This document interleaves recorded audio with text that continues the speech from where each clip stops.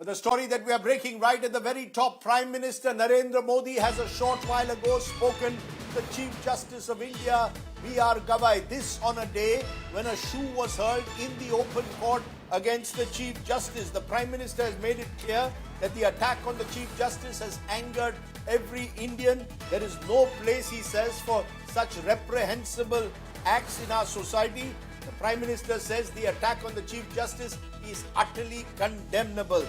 Rahul Gandhi too has dived in, says hatred has no place in our nation. Sources say that Chief Justice of India doesn't want action against the lawyer. The Bar Council has already suspended the lawyer Rakesh Kishore, a septuagenarian, so someone who's been experienced in the court. The lawyer has claimed he won't tolerate the insult of Sanatan Dharma. This follows a observation made by the Chief Justice in a case involving a Vishnu idol a couple of weeks ago. Joining us now is Anisha Mathur, legal editor who tracks the Supreme Court for us. Anisha, give us a sense now of what the Chief Justice is and what the Bar Council and the bench have decided. Is this incident now forgotten, or is there going to be an attempt to order of some kind of an investigation into it? Well, Rajdeep, these are two separate actions that can be taken. The Chief Justice, because remember when this man hurled whatever he did at the Chief Justice's dais, he was immediately apprehended. On that, because the Chief Justice would have had to pass directions to register an FIR or take any action or even register a contempt of court case against him, the Chief Justice has reportedly told senior officials, and this is coming to us from senior officials of the court, that please just ignore it, things like this keep happening, we don't want anything. However, since this was an action undertaken by a lawyer inside the Supreme Court of India premises, the Bar Council of India has stepped in. They have issued an order to suspend his license as a lawyer at the moment, and at least for the next 15 days. This person, Rakesh Kishore, cannot appear before any court or tribunal. He cannot claim to be a lawyer. His license is suspended. In fact, he's been issued a show cause notice as to why he should not be permanently disbarred in India. We've already also been speaking to the Bar Council of Delhi as well as the Bar Council of India representatives. They're saying that they will be taking the strictest possible actions against this person because he has done what he has done as a lawyer, as an officer of the court, which is completely unacceptable. And Rajdeep, if you look at the statements that have come out from the Bar Council, from the Supreme Court Bar Association, from various bar organizations in the country, there has been an absolutely unequivocal condemnation of what has been done. In fact, the Bar Council has also said that they will be taking action. The Karkaduma Bar, where this person is a bar association member, has also said they will be taking some action. Investigation is being done against him and a show cause notice has been issued. So while the Chief Justice has chosen not to take the actions that he is entitled to take against this person who attacked him, the bar is in fact taking action, and that is what we're being informed. Rajdeep. And joining me now is one of the country's leading lawyers, former Attorney General and Senior Advocate Mukul Rohtgi joins me. Appreciate your joining me, Mr. Rohtgi, on what is really a very sad and unfortunate day. Did you ever imagine that a day would come where a shoe would be thrown at the Chief Justice of India inside the open court?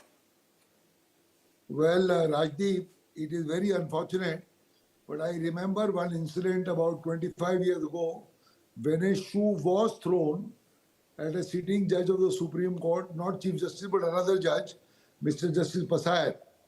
And in fact, in that case, there was a difference of opinion between the two judges. One judge said that he should be sent to jail for contempt, and the other judge said that sometimes the frustrations rise in this fashion, maybe of a person who's without job, etc. So we should look at it that way. That happened in that case. But as far as today is concerned, what is shocking is that it is a case of a lawyer. The lawyer was, the man who threw the shoe was a lawyer, and he was a lawyer of about 70 years of age. He stood up in the court and threw the shoe in a very calm kind of a manner, I am told. He was not agitated as such as the other case that I was mentioning. That is shocking. I can understand somebody who's completely frustrated, maybe without a job, who's fighting his case, or who's lost his house, or lost his money, or lost his family, and is in a state of depression or frustration.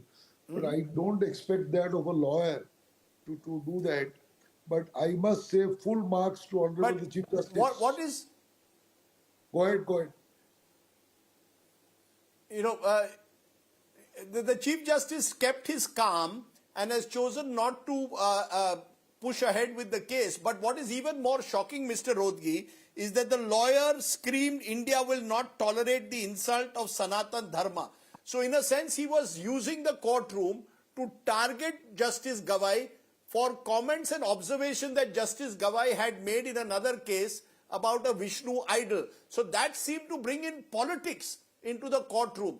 That is troubling many people, because it suggests that tomorrow, if I don't agree with the political observation of a judge, I will throw a shoe at him. Now, you are absolutely right, Rajdeep. Now, as far as the Chief Justice is concerned, I must say full marks to him. I appeared in his court soon thereafter in another case. He was absolutely cool, calm, and composed, which is very, very a rare quality. And he shrugged it off the shoulders of the court and of justice. And dispensation of justice are broad enough. He showed to the public at large that these things don't disturb me, and he went on with hearing at least 30 or 40 cases thereafter. So full marks to the judge, and I'm told he also said later he does not want to press any charges because this is a gross case of contempt. Apart from other, problems, he would have been sentenced to 6 months under the Contempt Act straight away. But the Chief Justice declined, and I think this is the highest traditions of the judiciary, and full marks to Honorable Chief Justice is what I would feel straight away. Now coming to your second limb, you see, judges make observations because there is a system of a dialogue between a judge and a lawyer. It happens in every case because unless you have a dialogue, the court doesn't understand your perspective. So they ask questions, they make observations. But a court's judgment is only that which is written on paper, not these dialogues. And unfortunately, you see, the press and the media also pick up these dialogues, and these dialogues are printed with breaking news. Dialogues in court, which is not a part of the judgment, mean nothing. Very often, I have had cases where the interaction showed that I'm going to win the case, and I would go back satisfied, but finally you lose the case. So you go by what the written word is and not by this dialogue. And what the judge said in what context. How can this lawyer come and say, oh, well, this means that Sanatan Dharma is being violated and all that? Was it a case? I don't know. Maybe No, that's because Mr. Rodgi of the surround. That's because Mr. Rodgi. That's because, as you said, the media and indeed the social media in particular now has social media armies which will target the judge tomorrow as anti-Hindu, and therefore, or tomorrow if it was some other case, someone would be classified as anti some other religion. And that is the fear, that you are creating divides in society, and those divides are now reflecting in a courtroom. How does a judge then even make observations if the moment he says something, the entire social media gets together and targets him? You are absolutely right. This would sully the course of justice. It would stifle debate and discussion in the court. Every day we do cases. You see, there may be a case of a burial ground. There may be a case of a church. There may be a case of a dispute between Hindus and Muslims, or so many other, communities. I have done cases of one branch of Christians against another branch of Christians. The Syrian, those Syrian church cases from Kerala. Now, those disputes are going on for the last 100 years. 100 years they are going on as to how will it be performed, what will be the position. So a judge takes one view and tomorrow he says, no, he's taking the view of this side or that side. This is absolutely wrong. And I think the lawyer was politicizing the issue and maybe using the court as a platform to vent his grievances. Now, if he has grievances, He can jolly well go to Jantar Mantar and say whatever he wants to say. The courtroom is not a place or a forum for a public speech or, you see, antagonizing judges and trying to. But how would you respond, Mr. Rodgi, if I said the bar has itself got politicized? Some of the resolutions, the statements that come out of the bar suggest a politicization. So the politicization is taking place within the bar, and that is now affecting courtrooms functioning. I entirely agree with you. Everybody must be circumspect. One should know, as lawyers at least, of what to say in court, outside court.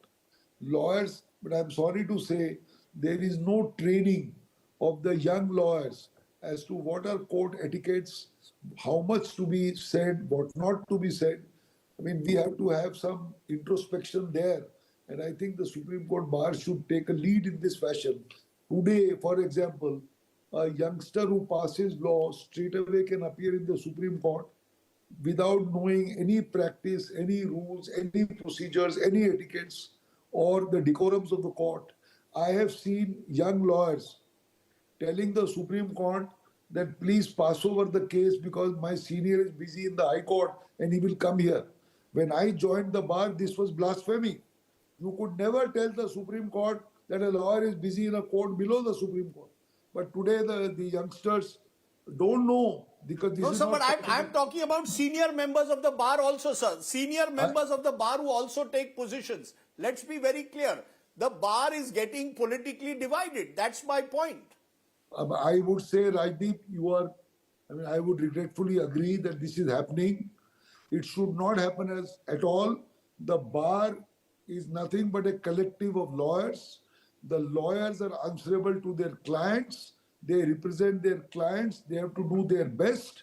And as officers of the court, they have to respect the court, address the case and only the case, and not have any other hidden agendas.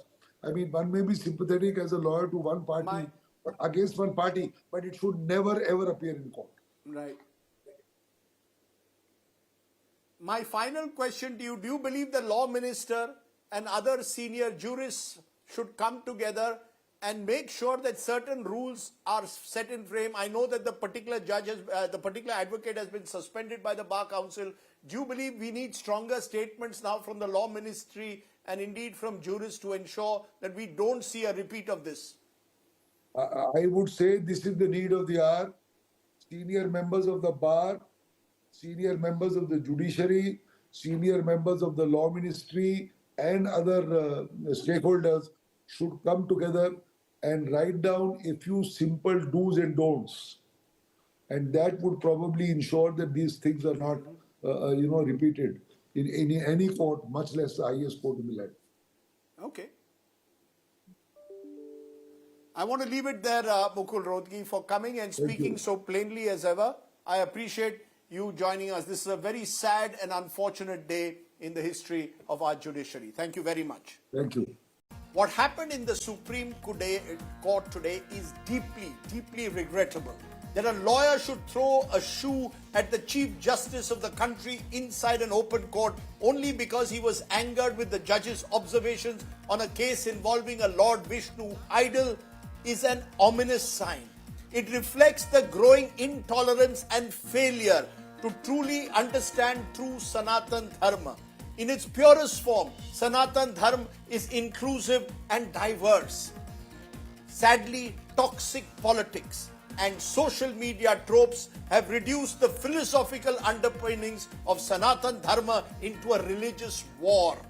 This fanaticism has now played out in the highest courtroom of the land. Introspection is therefore called for. India's constitutional values must prevail over the forces of hatred. Think about it.